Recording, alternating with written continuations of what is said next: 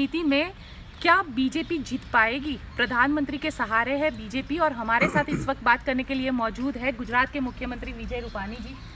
रूपानी जी, ये बताइए कि किस तरीके से गुजरात में राजनीति होगी? प्रधानमंत्री की क्यों जरूरत पड़ रही है आप लोगों को? अरे हमारे नेता है प्रधानमंत्री, और भारतीय जनता पार्टी का गौरव है हमारे पास ऐसे नेता है।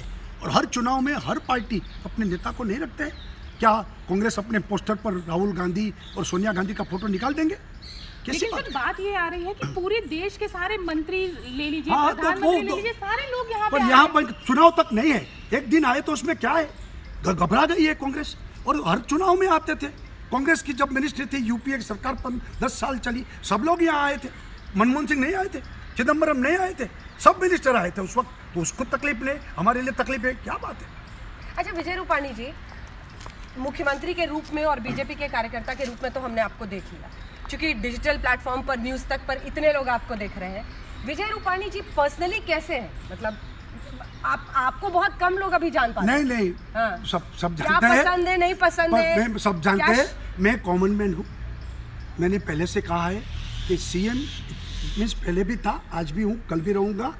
इसका मतलब मैं कॉमन मैन हूँ, आम छोटे आदमी का प्रतिनिधि हूँ। और इस तरीके से मैंने आज तक मेरा मानसिकता और व्यवहार रखा है।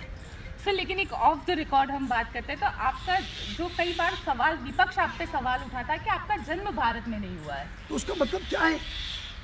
मैं उस वक्त मैं ऐसा भी कह सकता हूँ कि पहले अखंड भारत में बर्मा भी भारत का भाग था, बाद में बर्मा अलग हुआ। सर कहाँ तो पर हुआ जन्म? रंगून हुआ। तो मैं मेरे पिताजी वहाँ बिजनेस करने के लिए गए थे, 3 साल के था, मैं वापस आ गया हूँ और तब से मैं यहाँ हूँ। इसका मतलब तो थोड़ा हूँ, मैं इटालियन नहीं हूँ, मैं भारतीय हूँ। मेरा जन्म म्यांमार में हुआ है।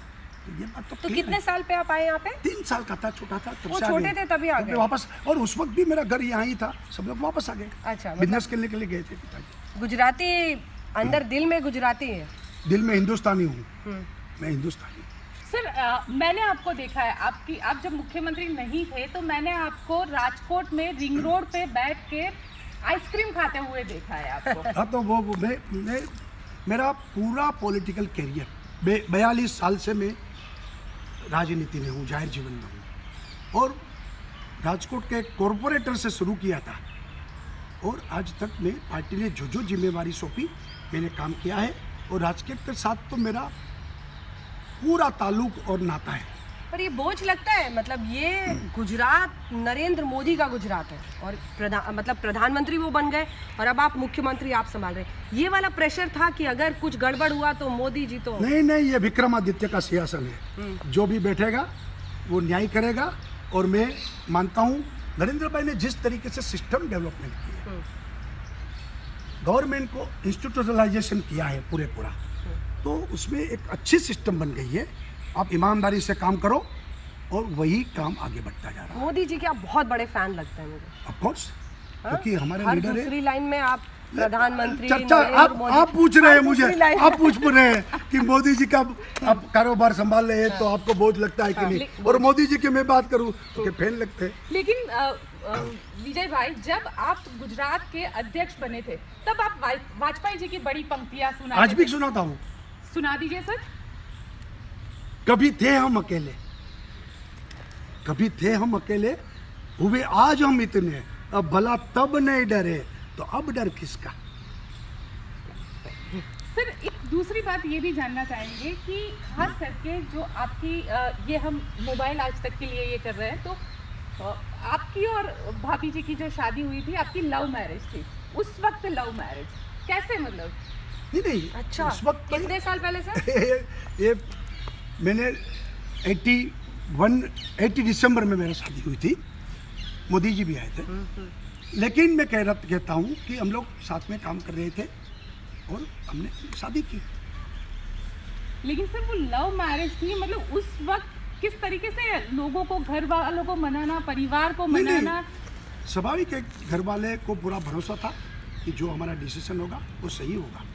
सर चलिए राजनीति की बात करते हैं। चुनाव है, चुनाव में जिस तरीके से आप हार्दिक पटेल के लिए क्या कहेंगे? एक शब्द में अगर बयां करना है तो क्या कहेंगे? समाज के साथ धोखाबाजी की है, समाज के युवकों की भावनाओं को उन्होंने उनके साथ पूरी भावना के साथ खिलवाड़ किया है।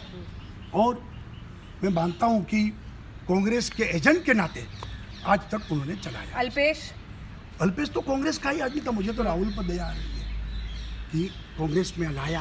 अरे कांग्रेस का ही था। कांग्रेस की चुनाव चिन्ह पर वो पंचायत के चुनाव लड़ा था, हार गया था 2010 में। और उनके पिताजी आज भी कांग्रेस के अहमदाबाद डिस्ट्रिक्ट के अध्यक्ष है, जिला अध्यक्ष है। तो क्या ये सब समाज के साथ धोखाबाजी हो रही है? जिग्नेश के लिए क्या कहेंगे?